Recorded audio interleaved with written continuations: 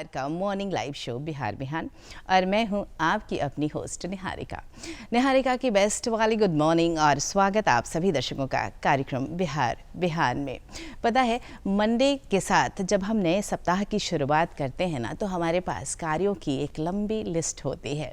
पर चलिए, नया दिन है तो नई बातें करेंगे और हम जीवन से ये कहेंगे, चल जिंदगी एक नई शुरुआत करते हैं। जो उम्मीद औरों से की थी वो अब खुद से करते हैं। पता है, जीवन में यही तो चाहिए।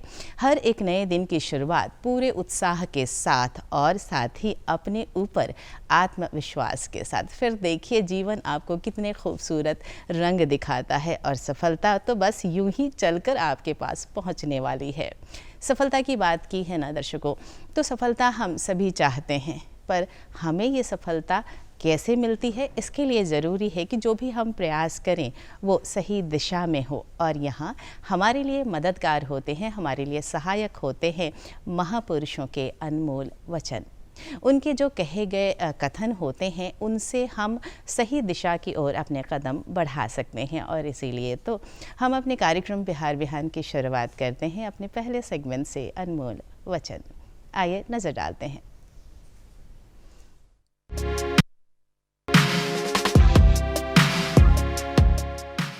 डॉक्टर APJ अब्दुल कलाम ने कहा था, मैं इस बात को स्वीकार करने के लिए तैयार था कि मैं कुछ चीजें नहीं बदल सकता।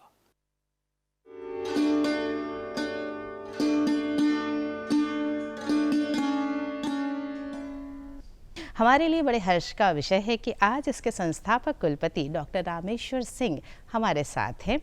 आप इंडियन एग्रीकल्चर यूनिवर्सिटी एसोसिएशन के प्रेसिडेंट भी हैं और वेटनरी साइंस में इनका बहुत ही लंबा अनुभव भी है।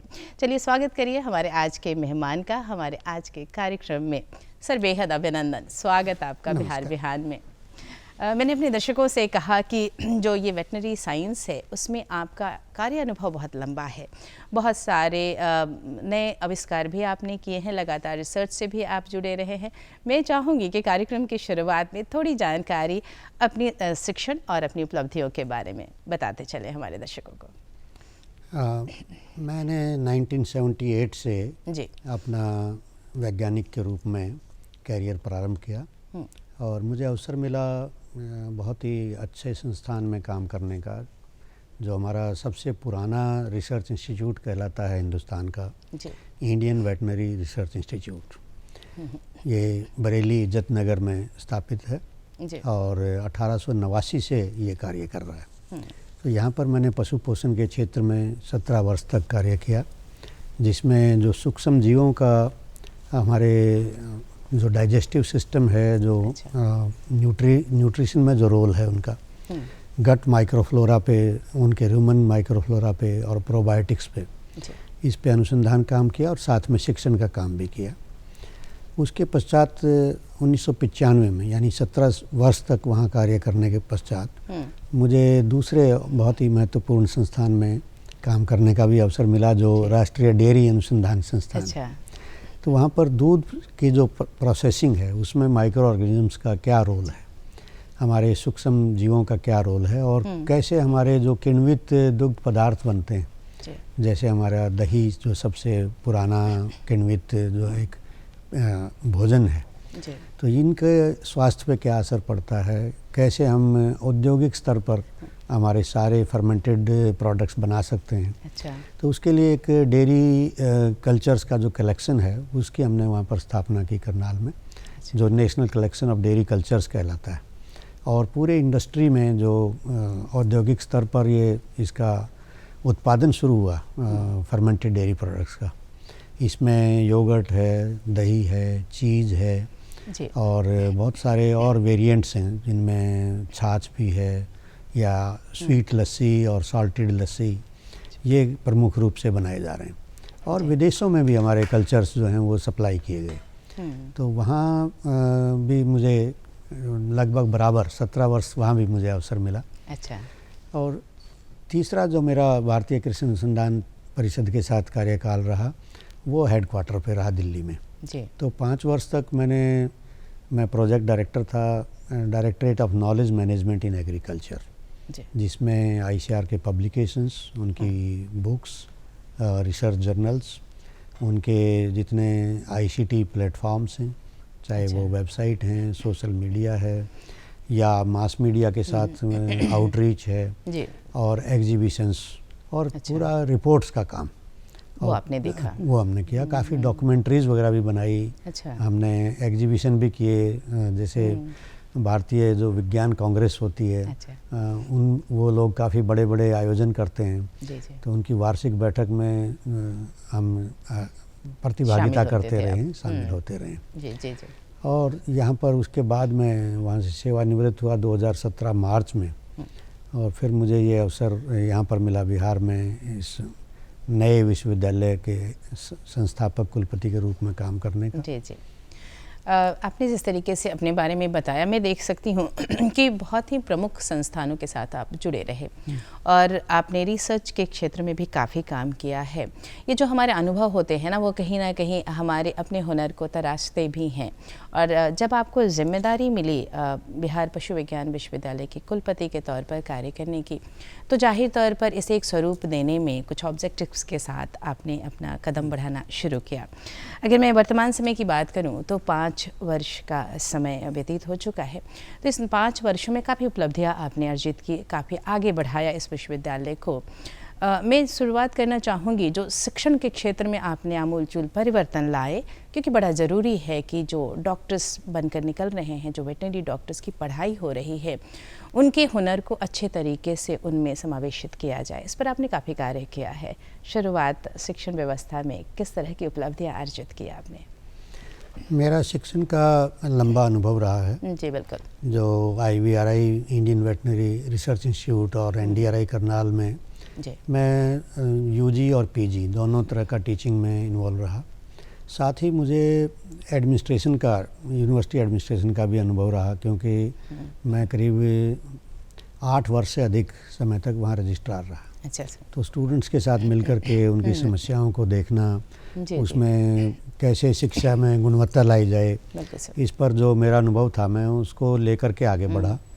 और यहाँ पर जो डिसिप्लिन और हमारा एकेडमिक कैलेंडर और जो एग्जामिनेशन सिस्टम था, शुरू में तो विद्यार्थियों को कॉन्फिडेंस में लेकर के उसमें हमने काफ़ी अच्छा सुधार किया, जिससे हमारा जो एट्रिशन रेट था, यानी कि स्टूडेंट्स कोर्स छोड़कर चले जाते थे, अच्छा। उस पर बहुत अच्छा प्रभाव पड़ा। और अब हमारे लगभग वो नगण्य हो गया है जो एट्रिशन रेट है। बहुत ही कम विद्यार्थी जो है बीच में छोड़ करके जा रहे हैं। जी। और मैं एक और चीज़ कहना चाहूँगा कि हमने टेक्नोलॉजी का पूरा इसमें उपयोग किया।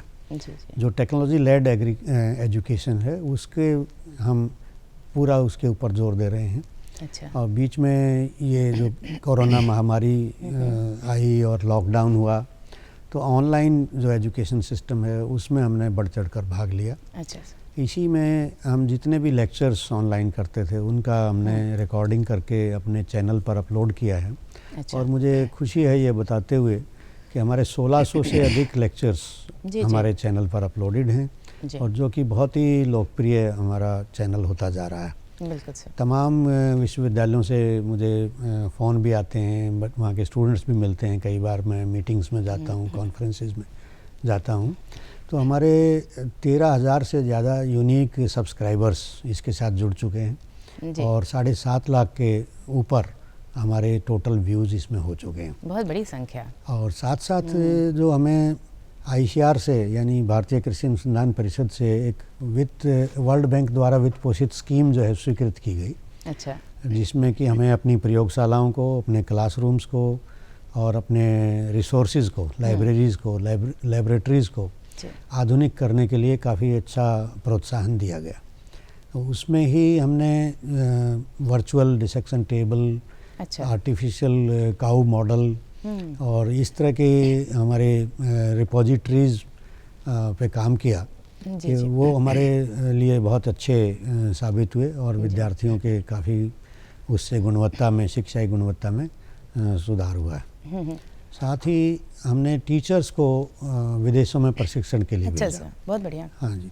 कोरोना की वजह से बीच में इसमें जो है ना व्यवधान उत्पन्न हुआ, लेकिन न्यूजीलैंड और अमेरिका दोनों कंट्रीज़ में हमारे टीचर्स गए, अच्छा और सर। वहाँ से 3-3 महीने का प्रशिक्षण लेकर आए। जी। कुछ लोगों को उसमें थोड़ा लॉकडाउन की वजह से वहाँ हेल्ड अप भी रहे अच्छा, कुछ समय परेशानियाँ तक। भी हुई उस हाँ, वक्त। उसमें लेकिन हमें हमारी एम्बेसी का, हमारे विदेश मंत्रालय का बहुत सहयोग मिला। जी जी। और जैसे ही उनको रिलैक्सेशन मिला, उन्हें वापस देश में आने का उन्होंने प्राथमिकता पे उनको लाया गया। जी जी। तो आज हमारे जो स्टूडेंट्स हैं उनके लिए भी हम बहुत सारी सुविधाएं और दे रहे हैं ताकि उनका मनोबल भी बढ़े। बिहार सरकार ने स्टाइपेंड दिया है एग्रीकल्चर यूनिवर्सिटीज़ में अच्छा। और हमारे वेटनरी सिस्टम में कि 2000 रुपये प्रति माह और एक स्टाइपेंड है। इसमें 6000 रुपये का अनुदान है वार्षिक, अच्छा सर। वो अलग से दिया जाता है। लेकिन इसके आगे बढ़ कर के हमने पीजी जो एजुकेशन है अच्छा। उसके लिए प्रयासरत थे और हमारे अनुरोध पे बिहार सरकार ने पीजी फेलोशिप शुरू की हैं, जो कि अपने आप में यूनिक एक सहायता के रूप में आई है। जी जी। तो प्रत्येक मास्टर स्टूडेंट को, चाहे वो डेयरी में हो, फिशरी में हो या वेटनरी में हो, जी। उनको फेलोशिप है। और इसी तरह से पीएचडी में भी जो भी बहुत अच्छी शोध बात छात्र है। हमारे पास आएंगे उनके लिए भी प्रोत्साहन राशि एक फेलोशिप के रूप में दी गई है, जी जी। जो कि उससे बहुत उत्साह हमारे विद्यार्थियों का बढ़ा। जैसा कि आपने बताया, अपने हर क्षेत्र के बारे में हमारे दर्शकों को जानकारी दी कि किस तरीके से आपने शिक्षण व्यवस्था में बहुत ही बड़ा परिवर्तन लाने की कोशिश की। जो बच्चे बीच में छोड़कर चले जाते हैं कोर्सेज, उसकी संख्या काफ़ी नगण्य हो गई और अब पूरे कोर्सेज विद्यार्थी करते हैं। आपने ऑनलाइन पढ़ाई के बारे में भी बातें की और जो यहाँ ज्वाइन करते हैं उन्हें कितने सारे फेलोशिप मिल सकते हैं, स्टाइपेंड मिल सकते हैं, उनके बारे में भी प्लेसमेंट का रिकॉर्ड बहुत अच्छा है। जी जी। क्योंकि आर्थिक पक्ष भी कभी कभी ज़रूरी हो जाता है विद्यार्थियों के लिए जो इस तरह की शिक्षण व्यवस्था में शामिल हो रहे हैं। इसके अलावा प्लेसमेंट की भी आपने जानकारी दी कि बहुत सारे अवसर मौजूद हैं और शिक्षण व्यवस्था में जैसा आपने सुधार लाया है उसके पश्चात डिमांड में भी काफ़ी बढ़ोतरी हुई है। मैं कुछ और बातें जानना चाहूँगी कि जब भी हम यूनिवर्सिटीज़ की बात करते हैं या शिक्षण संस्थानों की बात करते हैं ना, तो आपस में एक एक्सचेंज की प्रक्रिया, स्टूडेंट एक्सचेंज की बात करें या जो गेस्ट फैकल्टी हैं उनके आने की बात करें, तो इससे प्रभाव ये पड़ता है कि जो जानकारी है वो सब तक पहुंचती है। अगर हमारे स्टूडेंट कहीं और जाते हैं तो उनकी लर्निंग भी बढ़ती है। बाहर के गेस्ट फैकल्टीज़ आते हैं तो उनके माध्यम से जो विद्यार्थी हैं उन्हें सीखने का मौका भी मिलता है। इस तरह का कुछ कार्य कर रहे हैं? एक तो जैसे हमने किशनगंज में नया मात्स्यिकी महाविद्यालय प्रारंभ किया था, तो शुरू में प्रारंभ में हमारे पास नई फैकल्टी के रिक्रूटमेंट में कुछ समय लगा। अच्छा सर। तो हमने गेस्ट टीचर्स के माध्यम से वो काम प्रारंभ किया था। जी जी। लेकिन उसकी आपूर्ति करने के लिए और उसको एक अच्छी दिशा देने के लिए हमने जो विजिटिंग प्रोफेसर्स की स्कीम है यूजीसी की, उसका पूरा उपयोग किया। उसमें हमारे प्रोफेसर ऑफ एमिनेंस और बहुत सारे जो एकदम वेल नोन प्रोफेसर्स हैं पूरे देश में, चाहे वो डाउन साउथ से, मैंगलोर से, चेन्नई से, केरल से, बंगाल से हमारे पास विजिटिंग प्रोफेसर्स आए। और मुझे इतना अच्छा लगा कि वो लोग खुद से उन्होंने कहा कि हम फुल टाइम यहाँ रहेंगे। और कोई 1 महीना, कोई 2 महीना लगातार उन्होंने स्टूडेंट्स के साथ, हमारी फैकल्टी के साथ इंटरेक्ट किया। और ये स्कीम हम आगे बढ़ा रहे हैं, रेगुलर बेसिस पे ये हमारी चल रही है। इसके अतिरिक्त हमारे जितने हमारे लीडिंग इंस्टीट्यूशंस हैं इस विषय से संबंधित, उनके साथ हमने MOU स्थापित किए हैं और उसमें हम अपने विद्यार्थियों को वहाँ भेजते हैं। जो इंटर्नशिप होती है हमारे वेटनरी डॉक्टर्स की, उसमें हमारे बच्चे IVRI जा रहे हैं। अच्छा। तमिलनाडु वेटनरी यूनिवर्सिटी में जा रहे हैं और हिसार में जो लाला लाजपत राय वेटनरी यूनिवर्सिटी है, ICR की central institute for research on buffaloes है। पंजाब में गढ़वासू है जो कि बहुत अच्छी स्टैंडिंग है जिस यूनिवर्सिटी की, यानी Guru Angad Dev veterinary and animal sciences university Ludhiana. इन सब में हमारे स्टूडेंट्स का एक्सचेंज है। इसी तरह हम भी होस्ट करते हैं वहाँ के स्टूडेंट्स को। अभी कश्मीर के स्टूडेंट्स का बैच आया था हमारे पास। अच्छा। मथुरा से एक बैच हमारे पास आया था और दूसरे अन्य विश्वविद्यालयों से भी हमारे पास इंटर्न्स आते रहते हैं। तो ये हमारी आपस में समझौता है कि हम उनसे कोई चार्जेस नहीं लेते हैं ठहरने का और यहाँ पर रहने का, केवल अपने भोजन का व्यय जो है वो देते उन्हें हैं। वहन करना पड़ता है। लेकिन इसमें लर्निंग बहुत अच्छी होती है। बिल्कुल सही, इसलिए और मैंने साथ खास साथ हम पूछा इनको आपसे। प्राइवेट सेक्टर में भी भेजते हैं। कुछ फीड अच्छा। प्लांट्स हैं, कुछ पोल्ट्री प्लांट, ये बड़े बड़े फार्म्स हैं या बहुत बड़े डेयरी फार्म्स हैं। वाइफ है जो स्वयंसेवी संस्था है महाराष्ट्र में, जी जी भारतीय एग्रो इंडस्ट्रीज फाउंडेशन, वो लोगों का बहुत अच्छा काम है पूरे देश में। जी जी, जैसे तो कि आपने वाइफ विस्तार में से भी बताया। वाइफ में भी हमारे विद्यार्थी जाते हैं। और अंतर्राष्ट्रीय स्तर पे हमारा मेलबर्न यूनिवर्सिटी जो ऑस्ट्रेलिया में बहुत मानी हुई यूनिवर्सिटी है, मुझे लगता है कि इसका भी जो ग्लोबल रैंकिंग है उसमें भी 50 के अंदर इसका स्थान है। तो वहाँ से हमारा MOU है जी। उसमें हमारे को जो कोलैबोरेशन में प्रोजेक्ट दिया गया क्लाइमेट चेंज के ऊपर, उसमें अच्छा, हमने अच्छा। काम किया है। और 2 वर्कशॉप वहाँ से सैंक्शन हुई हैं, जिसमें एक हमारी हो चुकी है ऑफलाइन, सॉरी ऑनलाइन, और दूसरी हम ऑफलाइन करने जा रहे हैं। अगर मैं इस विश्वविद्यालय के विस्तार की बातें करूं, क्योंकि 5 वर्षों की समयावधि तक आपने लगातार कार्य किया है, तो कोई विशेष जानकारी देना चाहेंगे किस तरीके से इसके विस्तार का कार्यक्रम आप देख रहे हैं? हमारे तृतीय कृषि रोड मैप में सरकार ने एक लक्ष्य रखा था मात्स्यिकी महाविद्यालय की स्थापना का। अच्छा। तो ये जो लक्ष्य हैं, ये कृषि की जो प्रगति है उसको सुनिश्चित करने के लिए, उस पर ध्यान केंद्रित करने के लिए सरकार बड़े विस्तृत तरीके से बनाती है। बिल्कुल। तो जैसे ही हमने यहाँ पर कार्यकाल प्रारंभ किया, तो ये हमारे सामने एक लक्ष्य था, जिसे हमने 2018 से प्रारंभ किया। और मुझे खुशी है कि हमारा जो पहला बैच है ग्रेजुएट्स का, वो 2022 में अगस्त में अच्छा सर, पास आउट कर गया है ऑलरेडी। तो ये एकदम कैलेंडर के मुताबिक जो 4 साल का हमारा कार्य समय इसमें चाहिए अवधि, उसमें ग्रेजुएट्स निकले। और ये ग्रेजुएट्स हमारे ICAR के कॉम्पिटिटिव एग्ज़ाम्स में भी बैठे हैं। अच्छा। और और भी कई प्रतियोगिताओं में राष्ट्रीय स्तर पर इन्होंने भाग लिया। और मुझे बड़ी खुशी हुई इस बात की कि वो टॉप 10 में हमारे कहीं 3, कहीं 4, कहीं 5 ऐसे हमारे विद्यार्थी परफॉर्म कर रहे हैं। बहुत बढ़िया सर। और साथ ही हम आने वाले सत्र से वहाँ पर पोस्ट ग्रेजुएशन भी प्रारंभ शुरू करने वाले हैं, क्योंकि हमारे वहाँ पर जो फैकल्टी है वो भी अब उचित जो मात्रा में है, उचित संख्या में है। मुझे बताया गया कि शायद हम देश के सबसे बड़े फिशरीज महाविद्यालय बन गए हैं इसी काल में। कहीं पर भी इतनी बड़ी संख्या में टीचर्स नहीं हैं जितना हमारे यहाँ पर है।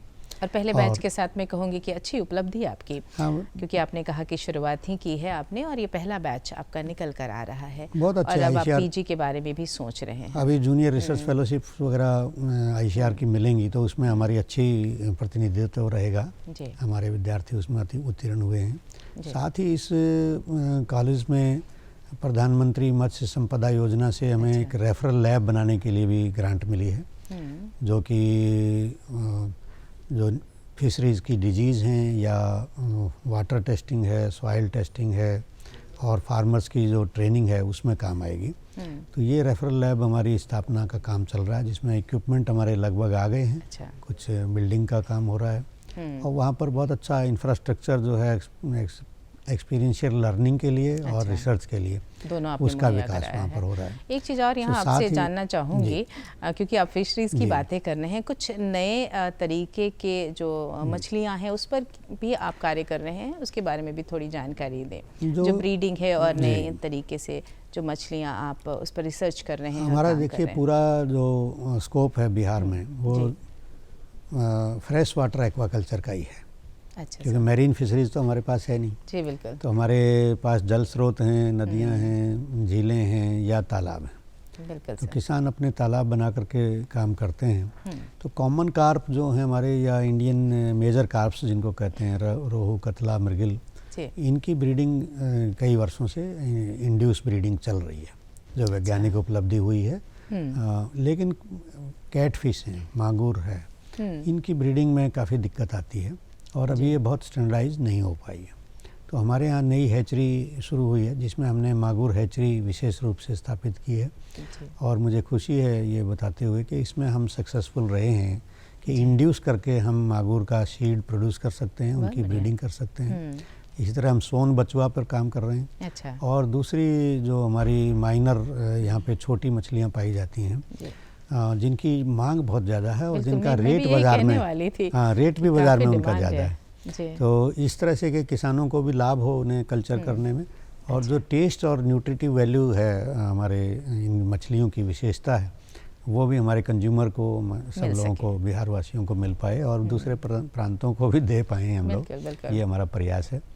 इसी के साथ हमने एक वहाँ पर सर्वे का काम भी किया था कि हम महानंदा के किनारे पर स्थित हैं किशनगंज में। तो महानंदा में कितनी प्रकार की मछलियाँ हैं उसका पूरा सर्वे हमने किया गया, और 70 से अधिक प्रजातियाँ उसमें डॉक्यूमेंट की गई हैं, उनके स्पेसिमेन कलेक्ट किए गए हैं। और अगर आप कभी हमारे महाविद्यालय में जाएं तो आपको महानंदा गैलरी में ये सारे कलेक्शन देखने को मिलेंगे। एक बहुत अच्छी महानंदा गैलरी वहाँ पर बनाई गई है। इसके साथ ही वहाँ के टीचर्स ने कॉम्पिटिटिव ग्रांट, रिसर्च ग्रांट प्राप्त किया, अच्छा, जो कि हमारे नेशनल फिशरीज डेवलपमेंट बोर्ड और क्रीडा है हमारा, central research institute for dry land agriculture. तो उसमें क्लाइमेट में जो बढ़ते तापमान से फ़िश की जेनेटिक्स पे क्या असर पड़ रहा है, तो जेनेटिक्स जीन्स आइडेंटिफाई करने का काम हो रहा है कि कौन से जीन हैं जिन पर क्लाइमेट से जो रेजिलियंस है, टेम्परेचर बढ़ने का या हीट ओवरऑल जो बढ़ रही है उसका, तो उस पर भी हमारे जो वहाँ की फैकल्टी है वो कार्य कर रही है और उन्हें काफ़ी अच्छा ग्रांट वहाँ से जैसे मैं देख रही हूँ सर, न सिर्फ टीचिंग बल्कि जो अन्य क्षेत्र हैं उन पर भी लगातार इस कॉलेज में काम किया जा रहा है। और फिशरीज से रिलेटेड जैसे आपने कहा ब्रीडिंग, इसके अलावा आपने महानंदा नदी में जो कौन सी प्रजाति उपलब्ध है उसके बारे में भी कार्य कर रहे हैं। आपने ग्रांट की बात की, तो इतनी कम अवधि में अगर इतनी सारी उपलब्धियां हम अर्जित कर सकते तो इससे बड़ी बात और नहीं हो सकती है। मैं कुछ और जानकारियां आपसे जानना चाहूँगी। नए वेटनरी कॉलेज की स्थापना के बारे में भी कार्य कर रहे हैं आप, तो एक विस्तार मिलता है। अगर मैं यूनिवर्सिटी की बात करूँ, इसके बारे में बताएं हमें। अभी तक देखिए प्रदेश में हमारे केवल एक ही वेटनरी महाविद्यालय था जो कि पटना में, और आवश्यकता है, पशुधन की संख्या बहुत है, उसका आर्थिक योगदान बहुत ज़्यादा है, उसका न्यूट्रिशन में, फूड सिक्योरिटी में बहुत बड़ा रोल है। इसको देखते हुए हमने सरकार से अनुरोध किया था कि इसका विस्तार किया जाए, और मुझे खुशी है कि सरकार ने इसको सहर्ष स्वीकार किया। अच्छा। और किशनगंज कैंपस में ही हमारा प्रदेश का दूसरा वेटनरी कॉलेज स्वीकृत हुआ है। उसमें हम आगे बढ़ रहे हैं, प्रयोगशालाओं की स्थापना का काम चल रहा है। हमारे वहाँ पर नए जो डीन हैं, वहाँ के प्रिंसिपल हैं, उन्होंने ज्वाइन कर लिया है ऑलरेडी। इसके साथ ही अब हम फैकल्टी का भी वहाँ पर जो एडवर्टीजमेंट किया गया है उसके माध्यम से चयन करने का कार्य जो है कर रहे हैं। मुझे लगता है कि नई फैकल्टी भी 1 या 2 महीने के अंदर वहाँ पर आ जाएगी, जो कि आवश्यक है फर्स्ट ईयर, सेकेंड ईयर और थर्ड ईयर के लिए।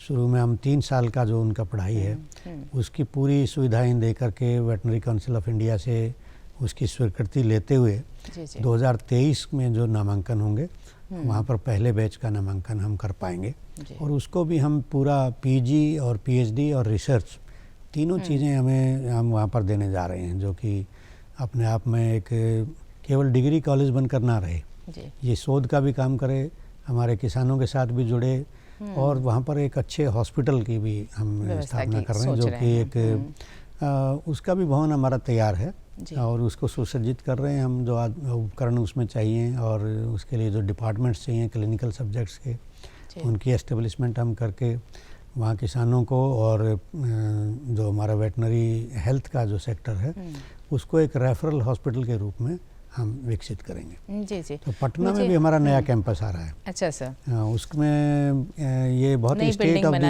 का कार्यक्रम चल रहा है। पूरा मेरे ख्याल में 46 नए विभाग की स्थापना भी कर रहे हैं, नए तरह के भवन हैं। अच्छा अच्छा। जिसमें हमारा एकेडमिक ब्लॉक तो है ही, साथ में एक बहुत ही आधुनिक वेटनरी हॉस्पिटल है। अच्छा। जो हमारे विद्यार्थियों के प्रशिक्षण के लिए आवश्यक है। ऑडिटोरियम है, एडमिनिस्ट्रेटिव बिल्डिंग है, हॉस्टल्स हैं बॉयज़ के लिए, गर्ल्स के लिए, और साथ साथ हमारे जो किसान प्रशिक्षण केंद्र हैं या पैरावेट ट्रेनिंग का जो सिस्टम है, और कंप्लीट रेजिडेंशियल जो क्वार्टर्स हैं टीचर्स के लिए और बाकी स्टाफ के लिए। और ये क्या है कि हम शुरू से ही इसमें internet connectivity, solar system, CCTV surveillance, और जो ग्रीन कैंपस है, वाटर हार्वेस्टिंग और ज़ीरो डिस्चार्ज, इस तरह के कैंपस पे काम कर रहे हैं। इसके 3 मुख्य भवन जो हैं वो हमारे भूकंप रोधी भी होंगे। अच्छा। जो कि पटना में शायद दूसरा या तीसरा ही बिल्डिंग होगा जो इस लाइन पर बनाया जा रहा है। जी।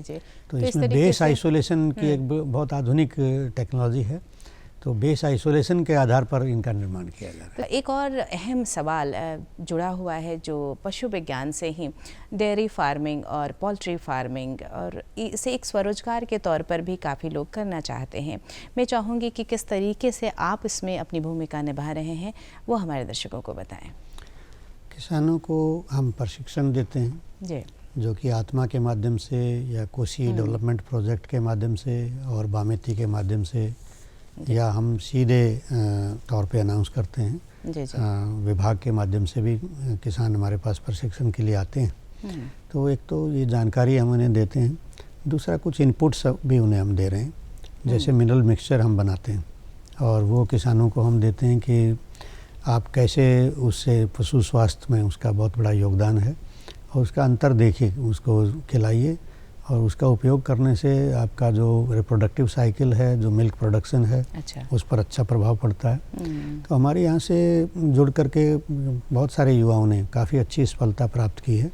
उन्होंने अपने नए डेयरी फार्म शुरू किए हैं, पोल्ट्री फार्म भी शुरू किए हैं, और ख़ासतौर से बैकयार्ड पोल्ट्री में काफ़ी काम किया है। अच्छा। बैकयार्ड पोल्ट्री के लिए हमारे पास ICR से एक स्कीम है, भारतीय कृषि अनुसंधान परिषद से, जिसमें वनराजा जो एक स्ट्रेन उन्होंने डेवलप किया है। अच्छा। ड्यूअल पर्पज़ है ये, ब्रॉयलर के लिए भी अच्छा है और एग लेइंग में भी अच्छा है। और बैक यार्ड में इसको सप्लीमेंट्री फीडिंग की बहुत थोड़ी सी आवश्यकता पड़ती है। जी। तो वनराजा के डे ओल्ड चिक्स हम सप्लाई करते हैं किसानों को। तो उस तरह से ये सुविधा हमारे पास है, और इसमें नेटवर्क प्रोजेक्ट है ये ऑल इंडिया लेवल पे। तो इसमें भी हमारी परफॉर्मेंस को काफ़ी सराहा गया है कि हम अपने लक्ष्य से ऊपर जो नंबर ऑफ चिक्स है वो लगातार हम देते आ रहे हैं। सबसे अच्छी बात आपने ये कही कि जो एक्सपर्ट हैं इस फील्ड के, अगर उनका सहयोग मिलता है, मार्गदर्शन मिलता है, तो जो ये डेयरी फार्मिंग है या पोल्ट्री फार्मिंग है, इससे तरक्की भी अच्छी हो पाती है, और एक गाइडेंस के साथ जो इसमें कार्य कर रहे हैं उन्हें मौका भी मिलता है।